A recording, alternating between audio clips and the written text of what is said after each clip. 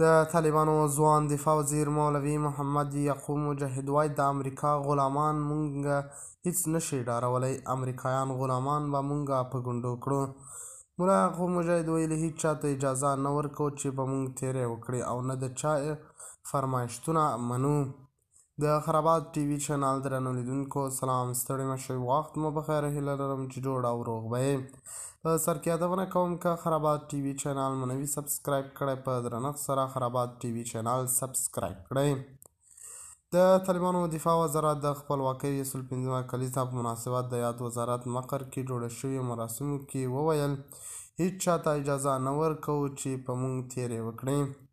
نوموړي همدارنګه پاکستان ته په اشاره یو ځل بیا وویل موږ تاسو ته د ورورګلوۍ پیغام لرو، ښه پیغام درته لرو او په وینا یې په سرحدونو کې د پوستو جوړولو او تحریکات مو تاسو ته د خطر په معنا نه دي، بلکې موږ دغه اقدامات د خپل حفاظت لپاره کوو.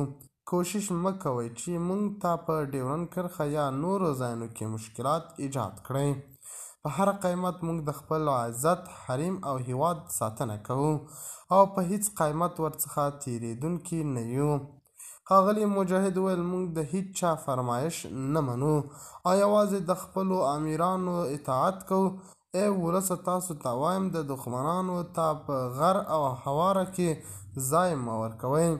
همدارنګه ښاغلي مجاهد له خپلو جنګیالیو څخه هم وغوښتل چې له خلکو سره په نرمي چلند وکړي او په چیک یا پواینټونو کې له هغوی سره له بد چلند څخه ځان وساتي.